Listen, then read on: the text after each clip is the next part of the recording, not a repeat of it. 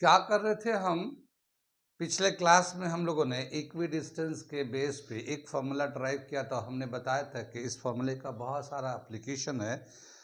तो उसी फॉर्मूले के बेस पे ये हम एक क्वेश्चन करने जा रहे हैं। मैं पहले इक्वी डिस्टेंस का फॉर्मूला लिख दूं कि वो पिछले क्लास में मैंने क्या ड्राइव कराया था। ठीक है, और उसी के बेस पे ये क्वेश्चन मैं करने जा रहा हूँ। तो पहले फॉर्मूला यहाँ पे लिखते हैं। क्या बताया था कि एक पी पॉइंट है और ये जो है ना ए से, जिसका कोऑर्डिनेट x1 y1 है, और ये बी से जिसका कोऑर्डिनेट x2 y2 है, और ये p का कोऑर्डिनेट था x y। तो यहाँ से जो डिस्टेंस था पी ए और ये पी बी, ये दोनों बराबर है। ये P A into P A equal to P B. और इस पूरे x1 x y1 x2 y2 x and x का तीनों का एक रिलेशन हमने डराइव किया था। और क्या लिखा था वो, x1 minus x2 x1 plus x2 minus 2x is equal to y2 minus y1 y2 plus y1 minus 2y। ये हमारा पूरा एक फॉर्मूला ड्राइव किया था। ठीक है ना। ये पिछले में हम लोगों ने पिछला एक लेक्चर में हम ड्राइव किया था। अगर किसी को अगर देखना है पूरा कैसे ये रिलेशन आया तो वो आप वीडियो देख सकते हैं। उसमें जाके उसमें कैसे ड्राइव करके आया है। यहाँ से हम लोग कंटिन्यू करते हैं। अब देखते हैं सवाल में क्या दे रखा है। What is the radius of the circle passing through the points 6 minus 6, ये कोऑर्डिनेट दे रखा है एक पॉइंट का, 3 माइनस 7 एंड 3 3। ये 3 पॉइंट का कोऑर्डिनेट दे रखा है सर्कल का। हमें रेडियस का लेंथ बताना है। अब क्या है कि मैं पहले इसका एक फिगर बनाता हूँ। ये एक हमारा सर्कल है, इसका ये सेंटर है। मान लो एक पॉइंट, जिसका पहला पॉइंट जो है ये 6 कॉमा माइनस 6, यहाँ पे हमारा एक कोऑर्डिनेट है, मान लिया हम लोगों ने। ठीक है, और ये 3 माइनस 7 यहाँ पे एक है, और मान लो ये तीसरा पॉइंट 3 3 यहाँ पे है। तो इसको ए ले लिया, इसको हम लोगों ने बी ले लिया, और इसको हम लोग सी ले लेते हैं। इसको हम दूसरे कलर से लिख देते हैं, इसको ए बी और ये सी हो गया। कितनी बात समझे। और ये सेंटर है, ये ओ है, इसका कोऑर्डिनेट एक्स वाई ले लेते हैं हम लोग। कितनी बात समझ में। क्या करेंगे इसको, पहले हम लोग अगर हम लोग इसको ए एंड बी को देखते हैं तो यहाँ से सेंटर से ए का जो डिस्टेंस होगा वो रेडियस ऑफ द सर्कल कहलाएगा। और ये ओ बी, ये भी रेडियस ऑफ द सर्कल कहलाएगा। और ओ ए ओ बी के बराबर होता है। ओ ए ओ बी के बराबर होगा। इसका मतलब ये दोनों इक्वी डिस्टेंस पे है, जिस तरह से हम लोगों ने इसको यूज किया है। ऐसे ही अगर हम लोग ओ सी ले लेते हैं तो ये भी इक्वी डिस्टेंस पे है। ठीक है, यानी ओ ए ओ बी ओ सी तीनों रेडियस होने की वजह से अगर इन टर्म लिखते हैं, दूसरे लैंग्वेज लिखते हैं, तो O A and O B are equidistant, ऐसे बोल सकते हैं। O B and O C are equidistant. अब हम लोग इन दो पॉइंट का यानी ए एंड बी को, अगर कोऑर्डिनेट को अगर हम इस तरह से लिख दें, कैसे लिख देते हैं इसको, x1 y1, इसको x2 y2, और ये x y तो हाई है। तो हम इन दोनों के रेस्पेक्ट में यहाँ पे इसमें ये रिलेशन में डाल के एक एक्स वाई के टर्म में रिलेशन बना लेंगे। तो हम क्या कर रहे हैं, ए एंड बी का कोऑर्डिनेट इसमें डाल के और एक रिलेशन एक्स वाई का बना लेते हैं। ठीक है, आगे चले हम लोग। तो यहाँ पे हम लोग कर रहे हैं सोल्यूशन इसका, और सोल्यूशन करने के लिए देखिए क्या है ये दे रखा हमारा x1 की जगह पे कितना है, ये हम लोग पहले यहाँ पे भी लिख देते हैं, x1 minus x2 x1 plus x2 minus 2x, ये है y2 minus y1 y2 plus y1 minus 2y। ये हमने लिख दिया यहाँ पे। इसके वैल्यूज डाल देते हैं। x1 के वैल्यू कितने हैं, 6, और ये माइनस 6 है ये y1 का वैल्यू, और x2 का वैल्यू 3 है, ये 3 डाल दिया। यहाँ x1 का वैल्यू 6 है, x2 का वैल्यू 3 है, माइनस 2x है। ये x का वैल्यू दिया हुआ नहीं है हमारा।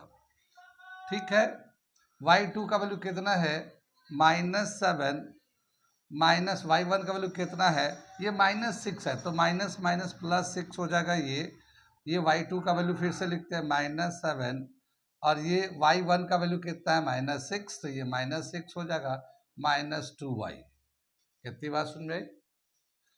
ये आ जाएगा हमारा 3, ये 9 - 2x ये आ जाएगा, और इसको अगर करेंगे तो ये -1 आ गया हमारा, और ये ब्रैकेट में आ जाएगा -13 -2y। ठीक है, इसको मल्टीप्लाई कर देते 27, 9 3 27 -6x, और ये आ जाएगा माइनस माइनस +13 +2y। सबको एक तरफ लेके आ जाते हैं हम लोग, तो क्या हो जाएगा, ये 2y x को इधर ले जाते हैं, उस तरफ ले जाते हैं, तो 6x ये उधर ले गए, 6x +2y ये उधर था ही था, 13 पहले से था यहाँ पे, और ये 27 माइनस में ले लेते हैं, is equal to 0। 6x +2y, और ये बचेगा कितना हमारे पास, 7 में से 3 गया 4, 14 बच गया, ये इक्वल टू 0। यहाँ से 2 कॉमन ले लेते हैं और उधर डाल देते हैं, तो 3x +y -7 is equal to 0। ये इक्वेशन 1 कर लेते हैं। कितनी बात समझ में आई? ये हमारा एक इक्वेशन बन गया। आगे चले हम लोग, अब हम लोग दूसरा लेंगे, OB एंड OC का लेंगे। ठीक है, लेकिन OB का जो कोऑर्डिनेट है फॉर द टाइम बीइंग ये x1 y1 ले लेंगे, ये x2 y2 लेंगे, लेकिन हम इसको ऐसे नहीं x3 y3 लिख देते हैं हम लोग, इसको x3 y3 ले लेते हैं। ठीक है, तो इसमें हम लोग इसको x1 y1 मानेंगे, इसको x2 y2 मानेंगे, और उसको ऑर्डर में लगा देंगे। ठीक है, यहां तक समझ में आ गया? नोट कर लीजिए। और अब मैं इसको लगाता हूं, यहाँ पे क्या है, x2 - x3 इसके लिए। ठीक है, यहाँ पे एक चीज हम लोग रह गया लिखना, ये OA is equal to OB का जो रिलेशन था, इसको हम लोगों ने यूज किया यहाँ पे। इसी तरह से हम लोग इसको ले लेते हैं, OB is equal to OC, ये दोनों इक्वल है, इक्वी डिस्टेंस है, तो इसको हम लोग लेते हैं x2 - x3, x2 + x3 -2x, ये x ऐसे ही रहेगा, ये -2x, और यहाँ पे है y, देखिए y2 आता ना, तो ये हम लोग y3 लेंगे यहाँ पे, y3 - y2, और ये आ जाएगा y3 + y2 -2y। ये दिख रहा है सबको? अब यहाँ पे देखिए क्या है, ये कोऑर्डिनेट डालते हैं, x2 की जगह पे यहाँ पे जो है x2 की जगह पे है हमारा 3, और y2 x3 की जगह पे भी 3 है। ठीक है, तो ये 3 3 डाल दिया, x2 फिर ये 3 आ गया, और ये x3 भी 3 आ गया, -2x -2x, ये तो इधर का हो गया, और ये y3 यहाँ पे 3 है, और y2 यहाँ -7 है, तो माइनस माइनस +7 हो जाएगा ये। ठीक है, और 3 और -7 -2y, ये इस तरह से आ जाएगा। कितनी बात समझ में आई? अब यहाँ पे एक चीज देखिए, ये 3 - 3 0 हो जाएगा, और ये 0 से जब इसको मल्टीप्लाई करेंगे तो पूरा ही 0 आ जाएगा, ये पूरा ही 0 आ जाएगा। इसके बाद यहाँ पे 7 + 3 10, और इस ब्रैकेट के अंदर आ जाएगा -4 -2y। कितनी बात समझ में आई? आगे चले, ये जो 10 मल्टीप्लाई में है, इधर लाएंगे डिवाइड में आ जाएगा, वो 0 हो जाएगा, तो 10 इधर आके 0 आ गया। अब क्या बचा, -2y -4 is equal to 0, y is equal to -2 आ जाएगा। ये समझ बात आई, y इज इक्वल टू -2। ठीक, अब देखिए यहाँ पे बहुत एक खास पॉइंट है, जब भी कभी ऐसा सरकमफ्रेंस में दिया रहता है तो उसमें क्या खास पॉइंट दे रखा है कि एक कोऑर्डिनेट का तो इस तरह से इक्वेशन बन के आएगा, और दूसरी तरफ से या तो x 0 हो जाएगा क्योंकि दोनों का कोऑर्डिनेट बराबर होगा। देखिए यहाँ पे 3 है ना, यहाँ पे भी 3 है, तो जब x1 y1 इस तरह से x2 x3 लेंगे तो 3 - 3 ये पूरा टर्म 0 ये 0 आएगा, पूरा टर्म 0 हो जाएगा। ये हमेशा ही ऐसा होता है, जब भी कभी इस तरह का क्वेश्चन दिया जाएगा तो उसमें हमेशा ही ऐसा होता है, ये 0 हो जाता है और फिर y का कोऑर्डिनेट बचता है तो y से हमारा एक y का वैल्यू आ जाता है। कितनी बात समझ में? अब मैं क्वेश्चन में चल के दिखाता हूँ आपको। देखिए यहाँ पे 6 x की जगह पे x1 की जगह पे यहाँ पे 3 है, यहाँ पे 3 है। इसका मतलब इन दोनों का जब रिलेशन बनाएंगे तो x का टर्म 0 हो जाएगा क्योंकि माइनस में है ना यहाँ पे, तो x का टर्म 0 हो जाएगा, सिर्फ y बचेगा, सिर्फ y बचेगा। तो यहाँ से हम लोग y का रिलेशन निकाल सकते हैं डायरेक्ट। पहले इसको कर ले, या तो ऐसे कर सकते हैं कि पहले इसको निकाल ले। ये तो पता है कि 3 - 3 0 हो जाएगा, तो x का 0 हो गया, तो y का निकाल लेंगे, जैसे इस तरह से निकालते हैं, y का वैल्यू आ जाएगा। अब इस y का वैल्यू को इक्वेशन नंबर 1 में डाल देते हैं और फिर यहाँ से x निकालते हैं। तो ये जो y है, ये वाला y क्या है, ये यहाँ पे है, ये जो y दे रखा ना, ये है कितना, y का वैल्यू -2। तो आप चाहें ये -2 हमने लिख दिया, ठीक है ना, -2 y का वैल्यू। अब हम लोग इसको डालते हैं, putting the value of y in equation 1। ये दिख रहा है सबको, तो 3x प्लस -2 -7 इज, और ये 3x -2 -7 is equal to 0, 3x -9 is equal to 0, 3x is equal to 9, x is equal to 3। तो ये x का वैल्यू भी आ गया 3, तो यहाँ पे आ जाएगा 3, -2। कितनी बात समझ में आई? ये हमारा सेंटर का कोऑर्डिनेट निकल के आ गया। ठीक, अगर हमारे कंपटीशन में अगर कर रहे हैं, कंपटीशन सपोज करो हमारा कंपटीशन में शॉर्ट में मेथड करना है, तो कैसे करेंगे? पहले हम इस कोऑर्डिनेट को देखेंगे और जिसका इक्वेट हो जाता है, जिसका x या y इक्वल है, वो तो 0 होना ही होना है। x या y बराबर है वो 0 हो जाएगा, तो उसी को पहले लेंगे और वहाँ से, जैसे यहाँ पे इसका है, तो ये x2 x3 0 बराबर है, तो ये 0 हो जाएगा। तो यहाँ से हमने y निकाल लिया, इस वैल्यू को यहाँ पे डाल के देखेंगे और चॉइस में सर्च करेंगे कि y का वैल्यू सेंटर का -2 है या नहीं। ठीक है, हो सकता है कि दो जगह -2 हो जाए, तो पता चल गया कि जिसमें -2 होगा y का, वो ही आंसर होगा, बाकी जो प्लस वाले होंगे वो नहीं होंगे। तो सिर्फ माइनस देख के भी हम लोग निकाल सकते हैं, और अगर दो जगह माइनस दे रखा y में, तो हम लोग फिर क्या करेंगे, ये वाला इक्वेशन जैसे हमने बनाया है, ये बना के और इसमें डाल देंगे, y का वैल्यू, x का वैल्यू निकल आएगा, फिर हम लोग सिलेक्ट कर लेंगे। तो ये तो तब था जब सेंटर निकालना हो, सेंटर का कोऑर्डिनेट निकालना हो, तब की बात है। बहुत सारे सवाल ऐसे हैं जहाँ पे सेंटर का कोऑर्डिनेट निकालना, मैं एक दो सवाल दे दूंगा आप लोगों को प्रैक्टिस करने के लिए, लेकिन हमने सवाल में क्या देखा, रेडियस पूछा है, ये थोड़ा सा ऊपर बना दिया हमने, ठीक है ना। खाली सेंटर का कोऑर्डिनेट नहीं निकालना है, इसका रेडियस निकालना है। तो रेडियस कैसे निकालेंगे? अब इसको जो है ना, यहाँ का जो इक्वेशन है, डिस्टेंस फॉर्मूला, इससे भी लगा सकते हैं, इससे भी लगा सकते हैं, इससे भी लगा, जिससे चाहे हम लोग डिस्टेंस फॉर्मूला लगा के निकाल सकते हैं। मैं निकाल दे रहा हूँ, यहाँ तक समझ में आया नहीं, और ये फॉर्मूला समझ में आया नहीं, कैसे हमने इस फॉर्मूले को यहाँ पे लगाया है। हालांकि ये एनसीईआरटी में क्वेश्चन दे रखा है, पर यही क्वेश्चन एनसीईआरटी का भी है। आप देखेंगे ऑप्शनल सब्जेक्ट में, ऑप्शनल एक्सरसाइज में, पुराने बुक में, नए बुक में पता नहीं कट गया है, लेकिन पुराने बुक में जो है ऑप्शनल में ये दे रखा है, और ये एक बार आ भी चुका है, कई जगह आते रहता है। तो कहने का मतलब ये है कि इस शॉर्ट फॉर्मूले से हमें बहुत सारा काम नहीं करना है, सिर्फ इसमें वैल्यू को डालना है और सेंटर का कोऑर्डिनेट निकाल लेना है, या फिर सेंटर का दिया हो, एक पॉइंट का जिसका नहीं दे रखा उसका निकाल सकते हैं हम लोग। कितनी बात समझ में? अब यहाँ तक हो गया, समझ में आ गया। आप लोग इसको नोट कर लो, फिर मैं मिटा के और रेडियस भी निकाल देता हूँ। तो मैं मिटा दूँ, रेडियस का लेंथ कितना जगह, रेडियस इज इक्वल टू, चाहे तो ओ ए से निकाल लो, ओ बी से निकाल लो, ओ सी से निकाल लो, किसी से भी निकालोगे सबसे वही आएगा।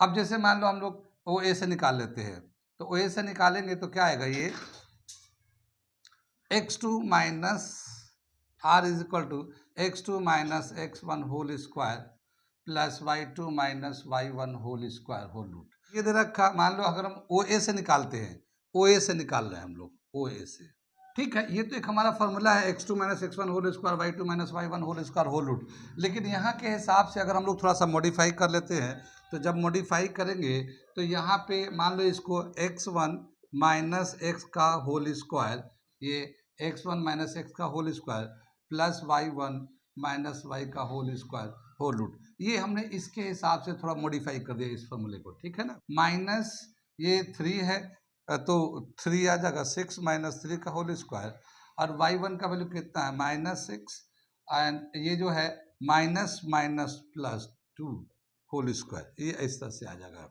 6 माइनस 3 का स्क्वायर आ जाएगा, और ये कितना आ जाएगा -4 का स्क्वायर, ठीक है, होल रूट। 3 का स्क्वायर 9, और ये 16 आ जाएगा, दोनों को प्लस करेंगे 25 आ जाएगा, ये 5 आ जाएगा।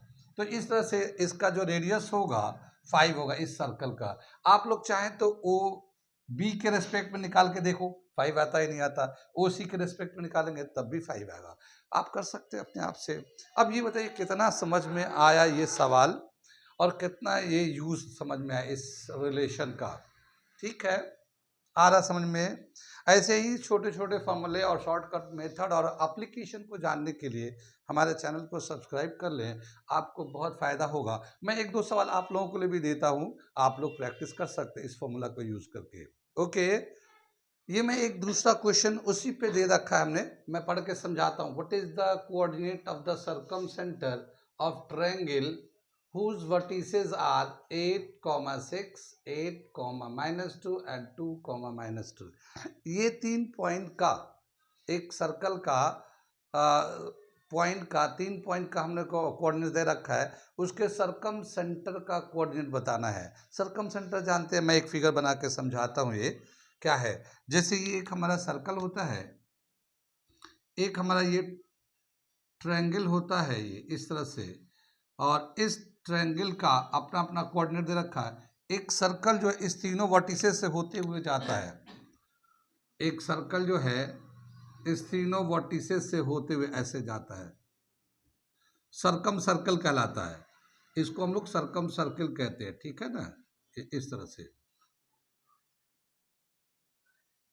और यहाँ पे जो सेंटर है ना, इसको सर्कम सेंटर कहते हैं, ये इसको हम लोग कहते हैं सर्कम सेंटर। और इस सेंटर का कोऑर्डिनेट बताना हमें बताना है। बाकी ये जो दे रखा है, जैसे मान लो इसका 8, 6 दे रखा है, ये इसका दे रखा है, इस पॉइंट का ट्रायंगल जो बन रहा है इसका ये दे रखा है 8 - 2 दे रखा है। सपोज करते हैं ये कोई हम एग्जैक्टली रिप्रेजेंट नहीं कर रहे, इस तरह दे रखा है, तो इस पॉइंट का कोऑर्डिनेट निकालना है, इसी को हम लोग कहते हैं सर्कम सेंटर। यानी सर्किल के सर्कम सेंटर का मतलब ये हुआ कि सर्किल के सेंटर का निकालना है। सर्कम सेंटर होता है if a circle passes through vertices of a triangle, all the vertices of the triangle, then it is called circumcircle, and the centre of this circle is called circumcentre, ठीक है। तो इसको हमें निकालना है, आप निकाल सकते हैं, ठीक है। अगर चॉइस दे रखा है तो देखो मैं एक शॉर्टकट मेथड आपको हिंट्स में बता रहा हूँ। हमने बताया था ना कि जिसके एक्स या वाई कोऑर्डिनेट बराबर हो उससे अगर हम लोग यूज़ करते हैं तो एक पहले आ जाएगा। तो देखो क्या है 8, 6, 8 -2, तो दोनों का एक्स बराबर है इसमें, तो पहले इससे करेंगे तो वाई का वैल्यू निकल आएगा, पहले इससे करेंगे तो y का वैल्यू निकल आएगा। और इसमें हमने 4 चॉइस दे रखा है, जैसे y 2 दे रखा है, ये 2 दे रखा है, ये -2 दे रखा है, -2 दे रखा है। तो मान लो y का वैल्यू प्लस में आता है, मान लो y का वैल्यू प्लस में आता है, तो ये दोनों में से कोई आंसर होगा, माइनस वाला होगा नहीं। या सपोज करो y का वैल्यू माइनस में आता है, तो इन दोनों में से कोई आंसर होगा, ये नहीं होगा दोनों, ठीक है। तो आप इस 2 कोऑर्डिनेट से जो हमने फॉर्मूला बनाया था उसके हेल्प से अगर निकालेंगे तो बहुत जल्दी निकल के आ जाएगा। और निकल के आने के बाद 4 में से 2 कट कैंसिल होगा, 2 बच जाएगा। अब उसके लिए अगर वाई निकल के आ जाएगा तो एक्स के लिए बाकी आप उस फॉर्मूले पे डाल, एक्स के लिए इन दोनों का यूज़ करके उस फॉर्मूले को और फिर ड्राइव करके वाई का वैल्यू डाल के एक्स का निकाल लेंगे, तो इन दोनों में से जो भी बचा हुआ उसमें से आंसर आ जाएगा। ट्राई करिएगा, देखिएगा कितना कैसे इसको करना है आपको, ठीक है, ठीक है, निकाल लेंगे। और यहाँ पे इसका आंसर भी हमने दे रखा है कि इस क्वेश्चन का जो आंसर है वो ए है, तो आप देख के आप खुद से करके चेक कर लिए, ओके।